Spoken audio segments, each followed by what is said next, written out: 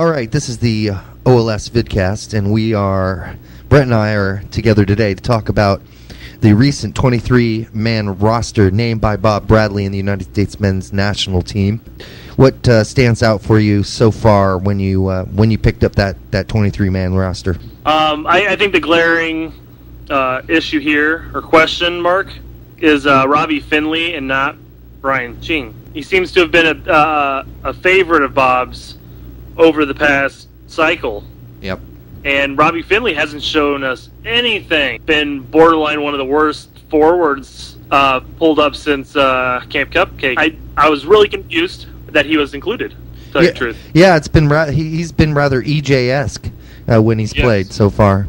But it seems like the main reason why Bradley's bringing him up is because he brings a different type of game to our style. He brings speed. Whereas in our forwards, you have Herculez Gomez, who's not really a speedster, despite the fact that some posters on the blogosphere likes to say he is. Clint Dempsey's not necessarily a speedster either.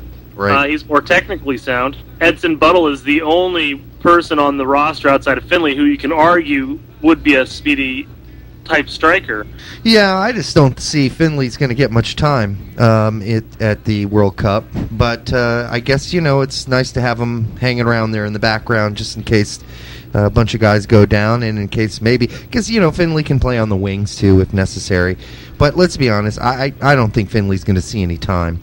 I was just surprised that he was included, and but I was happily people are going to say, well, why did Ching get let loose? Because really, I think Bob Bradley has settled on Buttle as his sort of big man, if you will. And then Dempsey's really kind of also a big man in the sense that he is great in the air, just like Ching. And not bad holding the ball either for Fulham all season long. So I just, it seemed to all make sense once you start looking at it closely. To tell you the truth, the fact that he's bringing in 5 true strikers kind of makes me wonder if Bob's going to start Dempsey out of the left mid, though. Yeah, he might, because that's just something that he feels comfortable with, and Bob likes to feel comfortable. Mm-hmm. So it wouldn't surprise me. But then again, he did bring DeMarcus Beasley, and you have to wonder if he's not going to push DeMarcus out there, or because Holden has played so well, push Holden out there and push Dempsey up. I don't see any reason why not to start Dempsey at striker. No, I agree completely. And when it comes to Beasley or Holden, I would definitely start Holden over Beasley, strictly on current form. Holden played so well against Czech. He did. He seems like the obvious choice at the moment.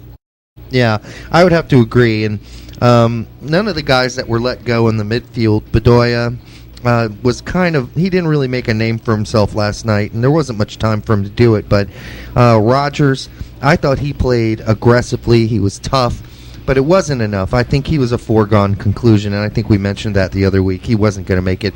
And Kljestan was a foregone conclusion as well. We knew he wasn't going to make it as well. So there's no one that was picked in the midfield for me that's surprising. I guess the only thing I'm going to have to eat my words, I wrote an article not long ago. Well, it was about a year ago now for Soccer 365. This is one of my last articles for them. About Jose Francisco Torres not making the national team, and I really thought at the time he wouldn't. But you know what? He was extremely competent yesterday. He held the ball well. He distributed the ball well. He made no mistakes. Some really nice passes, yeah. Absolutely. Just solid as a rock. And did you notice how aggressive he was on defense? Oh, yeah. It was a completely different game from the Holland match earlier in March. Yeah, just really an aggressiveness on defense that I really like.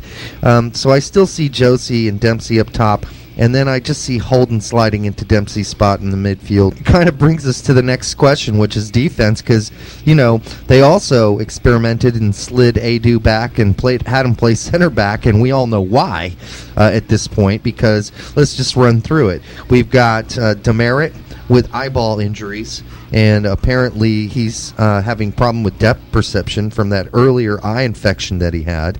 Bocanegra, we just found out, had hernia surgery a month ago. And then the other big, scary question mark was Iguchi Onyewu, who couldn't get any higher than 2 inches off the ground. When he jumps, and that's pretty scary. Yeah, I think we might be building up that goal just a little bit too much with Gooch. Mm-hmm. He was backtracking, and to tell you the truth, last time he did that, he ended up fucking up his knee. Yeah, and I think that really played a mental aspect in that play. But do we want a guy with a mental issue playing in the World Cup? I think he's going to get over it. Yeah, I really do. The rest of the game, he still had some issues here and there, but let's not forget he stopped a couple of would-be shots on goal. Yeah, he did. Right before they took him out, that last 5 minutes, he looked like he was in some severe agony out there. It's a big concern, and we can't go in there with a half-assed Gooch. I mean, it's a fact. I mean, if he's hobbling around and he's not 100%, we've got to go with something else. I mean, Goodson played amazing yesterday. He did, and I can't get over the fact that there are some journalists out there that were saying that he was struggling. Amateurs. That's his amateur hour out there. Yeah, exactly. He was part of a defensive lineup that led in 4 goals. You know what? None of which were his fault. Right. If we run down whose fault each of the goal was, I mean, you can just run through them. Gooch blew the first one, all right? What was the other one? Heath Pierce? Pierce let his man go by, but that was Dolo's man let the cross in. Right. Dolo left. Yeah. So and you know what? I think it was Goodson who almost prevented that goal. Or what? He almost prevented one of the goals. Yeah, but how does Heath Pierce let his man run right past him? I mean, you can blame that on Dolo if you want, but you know what? Crosses go in all day. Okay, crosses are going to come in all day during the World Cup too. We can't have some guy, wiggling his way right in front of the goal, point blank range, and that's why Heath Pierce isn't making this team. He gave up 2 goals. Heath Pierce. He screwed up 2 goals. So blame that on Bornstein if you want, but Bornstein only gave up the foul. He didn't give up the goal. One thing that bothers me is U.S. fans as a general. There are several people out there that are saying that Cherundolo had an off game, or even that he's not that great of a player. What a joke! It was a complete joke. The other thing was ripping into Gomez.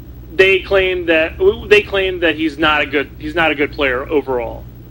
The other thing was ripping into Gomez. They claim that he's not a good player overall. That's ridiculous. Which is a load of shit, really. That's like saying Gary Lineker wasn't a good player for England. Gary Lineker was limited in his physical ability, his skills. He wasn't gifted player, but you know what Gary Lineker was? He was that guy that knew where to plant his ass in front of the goal. He knew where the ball was going to end up, and whenever the ball came somewhere in the middle, there was Gary Lineker popping in a 6-foot shot for a goal. Listen, that's a skill in itself, and if people don't understand that, then they don't understand soccer. There's a reason a guy like Gary Lineker with such limited skills played for the English national team. There's a reason Gomez led the Mexican League in scoring. It's not an accident, and it's not luck, exactly. Yeah. It's positional awareness, knowing where to be at what time, and it is a great attribute compared to somebody who has the physical attributes to be quality, somebody like Eddie Johnson, right, who has the physical attributes to be a dominating striker, but has no awareness of where he's at on the field or where he needs to be. Yeah, let this be a lesson to American fans out there. This is not an accident. Herculez Gomez's goal yesterday was not an accident. This guy is on a roll for a reason. And he is a very natural striker. He understands where to put his ass. So, okay. The ball was crossed. Right. And then Goodson crossed it back, and then there was Gomez. Yep. And that's a lot of his goals in the Mexican League were similar to that. He's in the right position to receive a ball, just just to get a foot on it or a head on it, just to put it past the goalkeeper. You know what? That is an ability that a lot of strikers in the U.S. do not have. Yep, and credit to Goodson, too. Again, people criticizing Goodson. He was involved with both of this goal-scoring opportunities for the United States. The first one getting in the way of Petacek, and the second one crossing it over to an open Gomez.